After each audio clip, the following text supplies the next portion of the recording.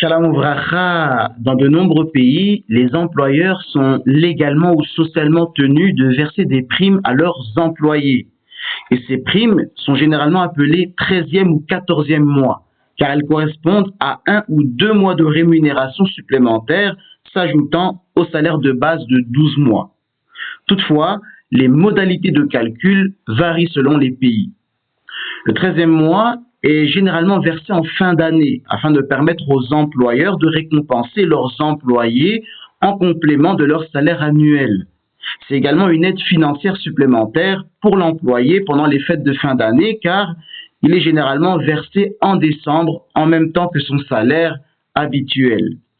Dans certains pays, le versement des 13e et 14e mois est une obligation légale pour les employeurs, tandis que dans d'autres, il s'agit d'une simple coutume.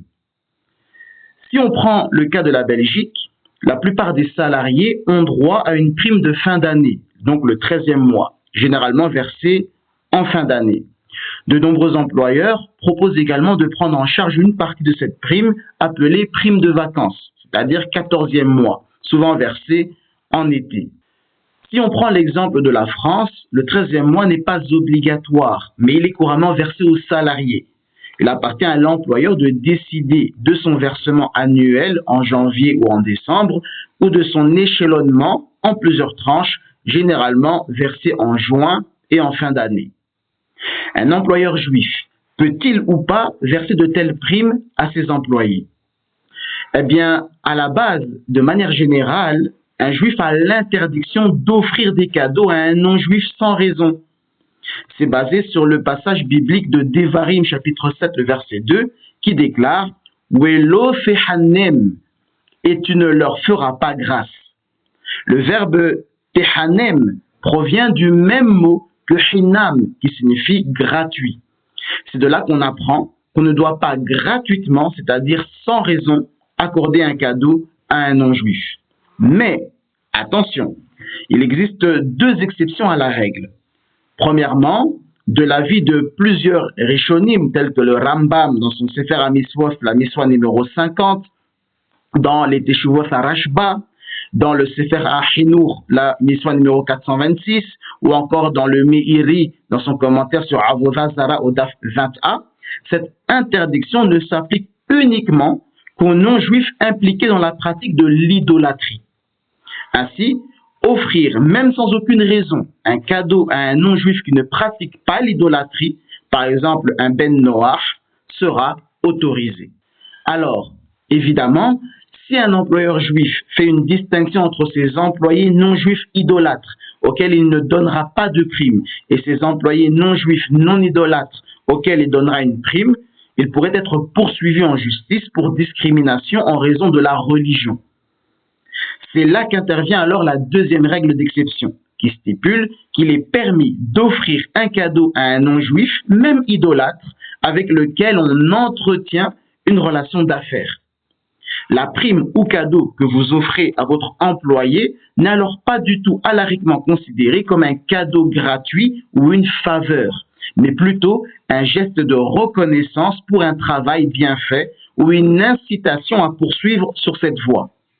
Ainsi, cela a le statut d'un paiement qui, comme toute transaction commerciale, est autorisé pour un juif envers un non-juif même idolâtre.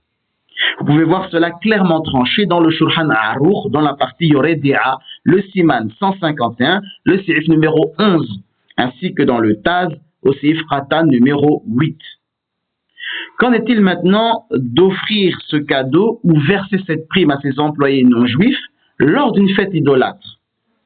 Il est évident que les juifs n'ont pas le droit de célébrer les fêtes non-juives, car nombre d'entre elles sont considérées comme une manifestation de Avodah Zara, c'est-à-dire d'idolâtrie. Cependant, comme expliqué précédemment, offrir un cadeau à un employé ou à une personne ayant rendu service est simplement une expression de gratitude, une forme de rémunération pour un service passé ou futur. Ce geste n'est pas considéré comme une célébration de Avodah Zara et est donc permis. Toutefois, 2 conditions devront être respectées. Premièrement, il convient de ne pas mentionner explicitement que le cadeau est offert en l'honneur de la fête non juive, condition que l'on peut retrouver dans le Shulchan Aruch, la partie Yoredia, le Siman 147, le Seif numéro 2. Et la deuxième condition est que le cadeau doit être offert 1 ou 2 jours avant ou après la fête, plutôt que le jour même. Condition que l'on retrouve dans les glosses du Rama Zer Sadik Livracha, sur le Shulchan Aruch, la partie Yoredia, le Siman 148, le Seif numéro 12.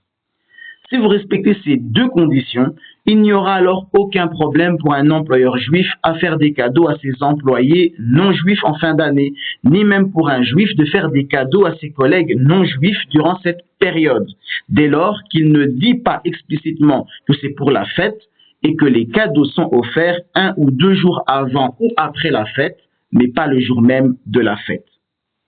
Mais comme nous le verrons la prochaine fois, cela ne veut pas dire que vous pouvez offrir n'importe quel cadeau. Nous verrons que les Juifs ont l'interdiction d'offrir certaines choses en cadeau.